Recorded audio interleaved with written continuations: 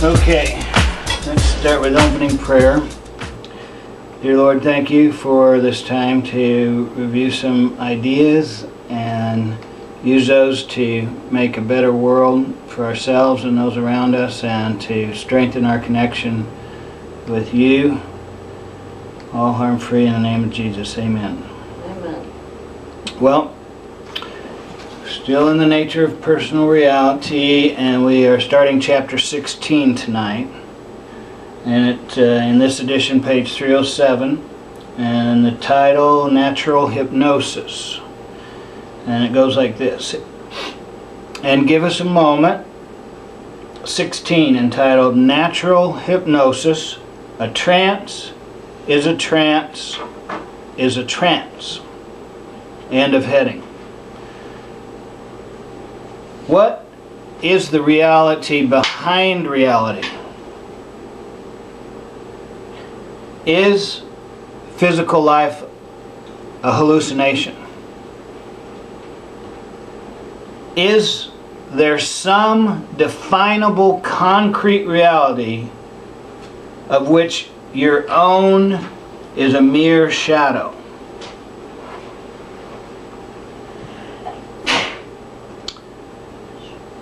Your reality is the result of a hallucination. If by this you mean that it is only the picture shown by your senses. Physically, of course, your existence is perceived through the senses. In that context, corporal life is an entranced one, with the focus of attention largely concentrated through the senses' belief in the reality of their sensations. Yet that experience is the image that reality takes for you now. And so, in other terms, earthly life is one version of reality. Not reality in its entirety, but a part of it. It is in itself an avenue through which you perceive what reality is. In order to explore that experience, you direct your attention to it and use all of your non-physical abilities as corollaries, adjuncts, additions. You hypnotize your very nerves and the cells within your body, for they will react as you expect them to react. And the beliefs of your conscious mind are followed in degree by all portions of the self, down to the smallest atom and molecule. The large events of your life, your interactions with others, including the habitual workings of the most minute physical events within your body, all of this follows your conscious belief. Again, if you are ill, you may say, I did not want to be sick. Or if you are poor, I did not want to be poor. Or if you are unloved, I did not want to be lonely. Yet, for your own reasons, you began to believe in illness more than health, in poverty more than abundance, in loneliness rather than affection. You may have accepted some of these ideas from your parents. Their effects may have surrounded you, or you may have switched beliefs in one particular area of your life. But each can be changed if you utilize the power of action in the present. I am not saying that every one of you must or should be healthy, wealthy, and wise. I am only addressing those here now who have effects in their lives with which they are dissatisfied. In one manner of speaking, then, the suggestions you give yourselves constantly operate overall as beliefs that are reflected in your experience. Some of you are simply mentally lazy. You do not consciously examine the data that you receive. Many who make a practice of denying negative suggestions from others, asserting positive affirmations instead, actually do so because they are so fully convinced that the power of negative beliefs is stronger than that of beneficial ones.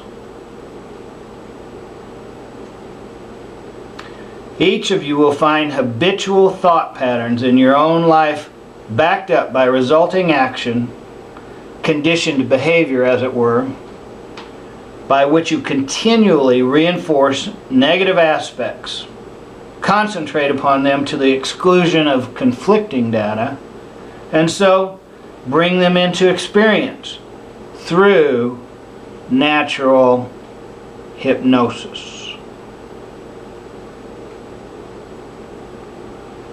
Many people assign great power to a hypnotist, yet whenever you have the undivided attention of another, you act as a hypnotist to a large degree. Whenever you have your own undivided attention, you act as a hypnotist and subject simultaneously. You give yourselves post-hypnotic suggestions all the time, particularly when you project present conditions into the future. I want to impress upon you the fact that all of this simply follows the natural function of the mind, and to dispel any ideas that you have about the magical aspects of hypnosis.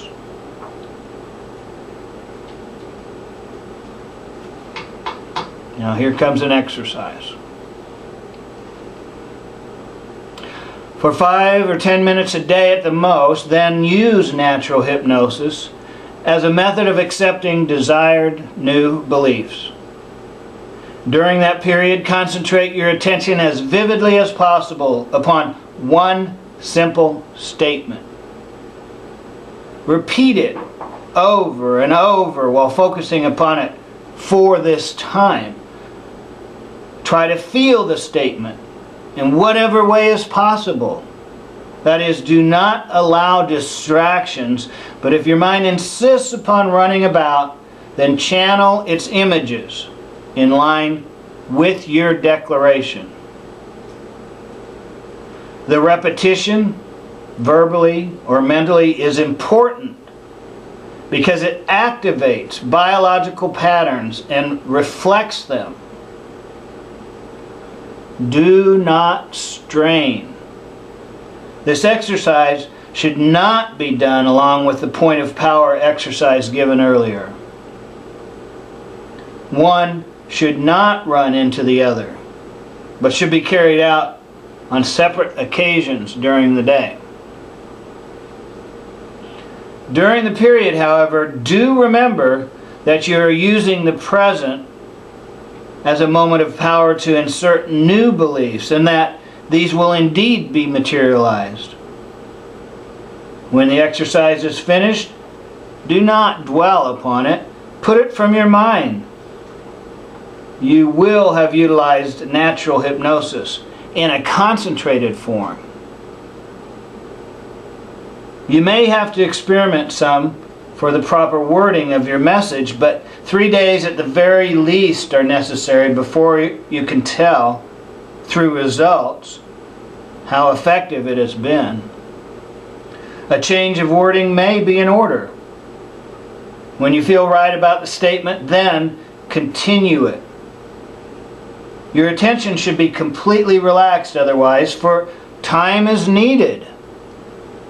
You may experience spectacular results at once, but continue the exercise even if this happens. Inner channels must become repatterned. There will be a feel to this that will serve as your own individual guideline.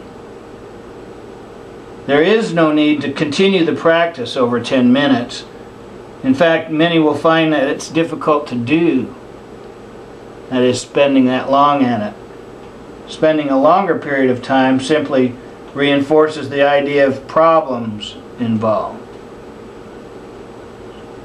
And that is the end of the session. My heartiest regards to both of you. So we just finished session 658, and he gave us an exercise. We'll stop there. So today's statement will reflect the exercise that we've been given, so that we will remember this. So we will say something along the lines that will include the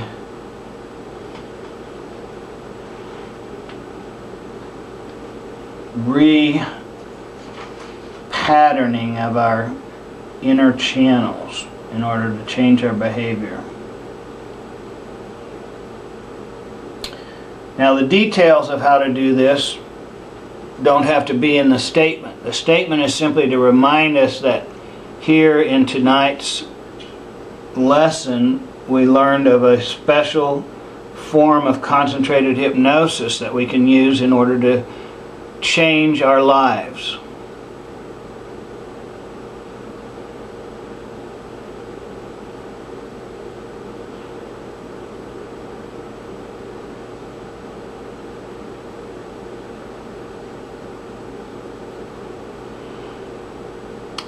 I think to move forward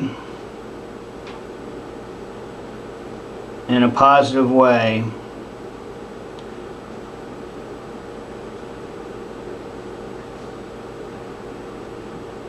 I want to say something like, I changed my life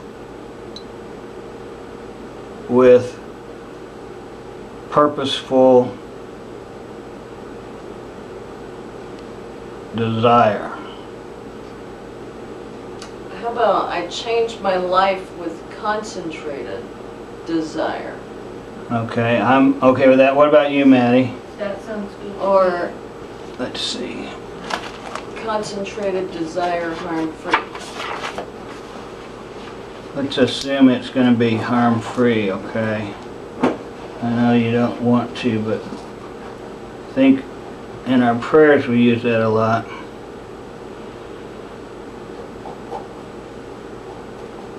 I change my life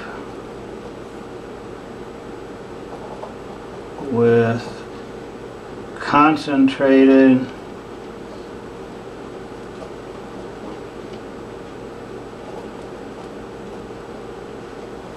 desire. Because you're going to have to desire to use this exercise. You're going to have to desire to even remember that we learned an exercise, or that it's possible, or believe it. All of that comes into this. I changed my life with concentrated desire. I think the fact that you use the term concentrated will help us remember that it's a short hypnosis session.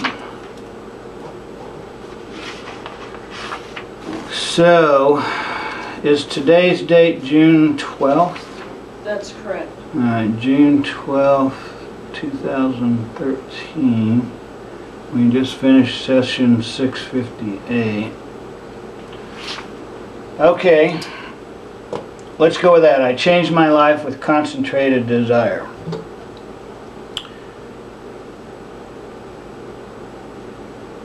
Thank you, Lord, for this time to hear these words, learn these words, use these words, use this exercise with the other one, the moment of power exercise. The power is the present, is in the present now.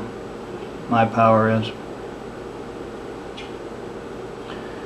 In order to improve our lives, knowing that there'll be a time lag and that we will do this for a period of time, a short burst of minutes on a daily basis for a few days.